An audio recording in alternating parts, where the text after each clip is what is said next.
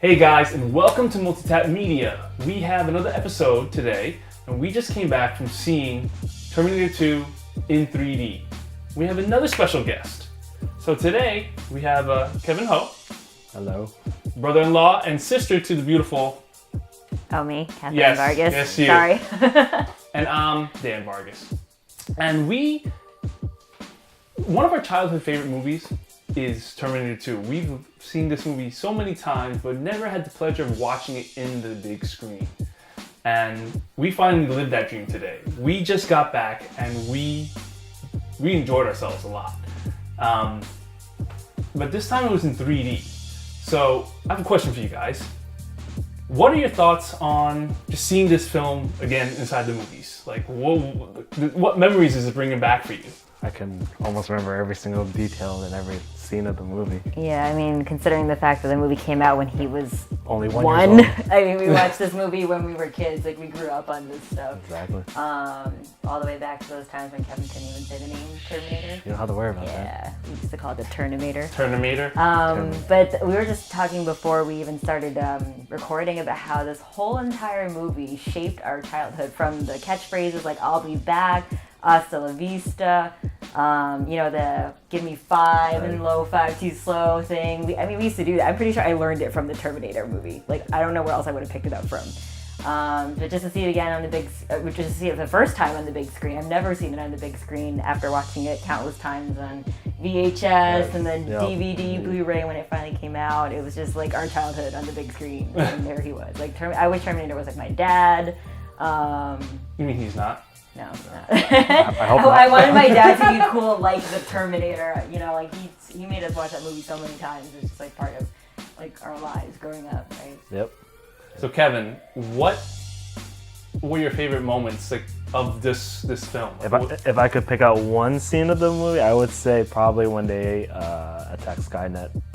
Like in the beginning? In the beginning. I was just talking about that. That part of the movie was awesome because of the 3D scenes and the 3D actually worked for that. Yeah, it was really cool. Like, you don't notice completely every little thing inside 3D. Unless Arnold's pointing a shotgun at the screen. Every time he did that, it was so 3D. Yeah, that was pretty cool. I like the part also when they were in the office when Arnold was shooting the minigun. Yeah. That was really close up in the 3D. I like that a lot. I don't know how he picked that up because he made it look so light, even when he was just holding it. Fun fact: when making the film, he was the only person on set that nobody else could lift that up. But he made it look so easy, like, oh, no problem. Yeah. Now, did you notice anything different in this version of the movie compared to the original? I feel like the coloring is much clearer in this movie, and then every time when they showed more of the T-1000, every time when he formed, it was more clear than what the old VHS. Yeah, I'm not sure if they actually fixed that. I do know that they fixed like stupid little things, like the window falling off on the truck in the chase scene. Right here, when the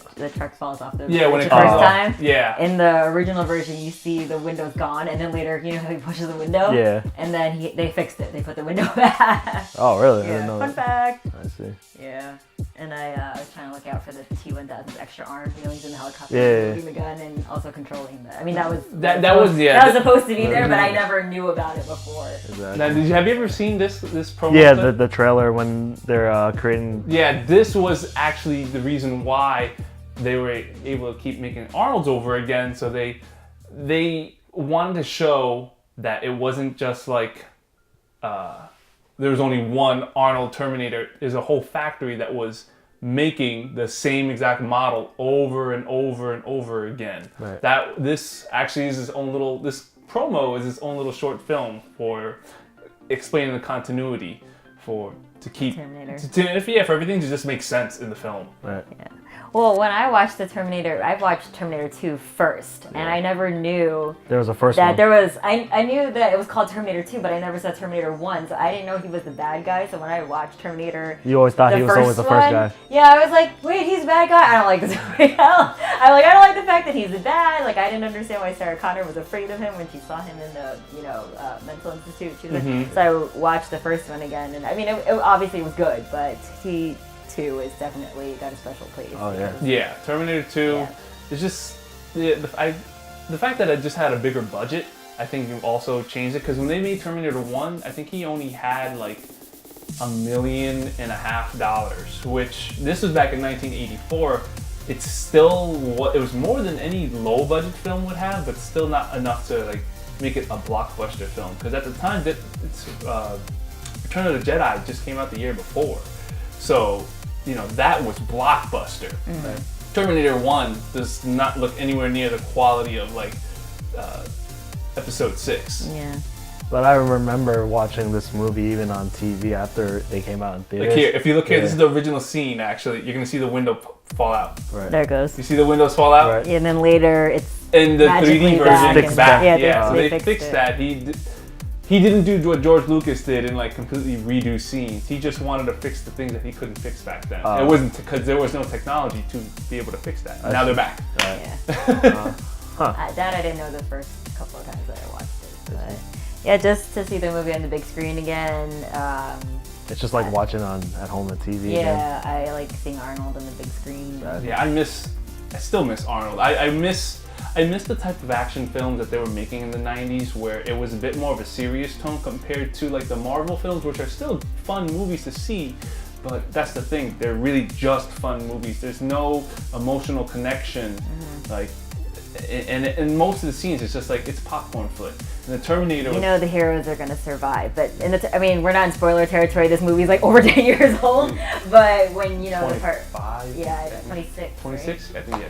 25th anniversary was last year. Yeah, 26 is this year. So, the parts where you legitimately feel like the Terminator's not going to make it. He gets like smashed in the face and the T-1000 stabs him and his light shuts off. Like, oh my god, is he going to get up? But what also made this stand apart to me is that emotional connection that John Connor saw the Terminator almost as a father figure. Yeah. So when he dies at the end, it's you just saw this cool action scene. They finally killed the villain, and now you're like sitting there like, I'm gonna cry. I'm Dude, yeah, totally. Like doing the tear wipe thing, like, I'm gonna cry. It's okay. Yeah. not why you cry. And it's something I can never do. The whole time we were watching the movie, Kevin and I were saying like we could not help but not we wanted to I quote the movie so badly. so many things. I've seen this movie so many times, I just pretty much know. Even though there's I've watched it so many times now that I question certain things, like when John Connor pushes the gun when he first tries to teach the Terminator you shouldn't be killing people. Yeah. I thought the Terminator was supposed to be extremely strong. How does small little John Connor push the gun away? And apparently he's about to shoot that guy. And he lifts up the Terminator at the end of the film when he's like all broken up before he has to die. How does John Connor lift? Yeah, see, that's what happens when you watch the movie way too many times. That's true. But James Cameron's actually going to be getting back the rights to the film. And they might be making a whole new trilogy. Now, would you want to see it continue after part 2? Or would you rather just see something completely brand new? As far as like all the other terrible ones getting erased? All of the other ones. So Salvation is gone. Okay. Terminator 3, it doesn't even exist to me. Yeah, that movie. And Genesis doesn't exist. They're gonna wipe all those clean. I wouldn't mind them restarting everything after this one. I mean, if he does them, then maybe. But I feel like the way this one ended, it could have just ended, and I would have been fine with that. Yeah. So would you rather see just something completely new? This is not even part of the continuity. Terminator 1 and 2, we're just seeing a complete reboot. Or do you want it to continue again from part 2? I don't know how I feel about that because it's such a classic. It's hard to live up to this. So I feel like the more they make, the more disappointed I get. No matter what it is, whether it's continuing or rebooting. Because supposedly Arnold's still going to be a part of it, but the rumor is that he may not even be a Terminator. Right. He may be the person that created the Terminator. Who knows? Like the scientist. But we don't know. I don't know. I think I'll just let James Cameron decide what he wants to do. Yeah, he's just producing it this time. The director of Deadpool 1 is going to be making the film. So it could be something completely different. I know we don't really know yet. You any last thoughts on like what you? I still want that shotgun. You still? Yeah, I still want that shotgun. My favorite part of the movie probably when he's wielding the shotgun. Yeah. Yeah, that's all I can say. Yeah, this movie I have so many memories. Oh, there's an extra arm. Yeah, you saw the extra arm there. Yeah. And it was interesting how back then in the early 90s, you could have a whole line of toys. I had all the Terminator toys, and you can add the machine that makes the Terminator, and then you put the liquid, and that actually like you can rip apart the skin. Wow. Yeah, I didn't know they existed. Yep. I didn't know that. I should have put some of that on there, but it was very, very, very different time with the type of toys. Now you wouldn't even think about, it wouldn't even bother trying to make those types of toys. But I would say this is one of those movies that you can rewatch and pass it down to further generations. Yes, it makes me sad when other Other when kids kids don't know now the don't joke. know what the Terminator is. So that you get that one kid once in a while who actually knows. I said this to I'm a teacher, so one of my students, I left the room and then I said, I'll be back. And I go, never mind, you don't know what that means. He goes, no, I've watched the Terminator. It's awesome. And I love that kid. I wanted to give him an A right then and there. But, you know, it makes me sad that kids don't know what this classic is because this movie's just amazing. I'm going to make my kids watch it one day and they're going to like it. I don't care. So. Yeah, definitely going to keep that tradition. All right. Well, that's pretty much it for our show. We're big Terminator fans, so we're excited to see what's going to happen in the future. Once again, I'm Dan Vargas. I'm Kevin Ho. Kathleen Vargas.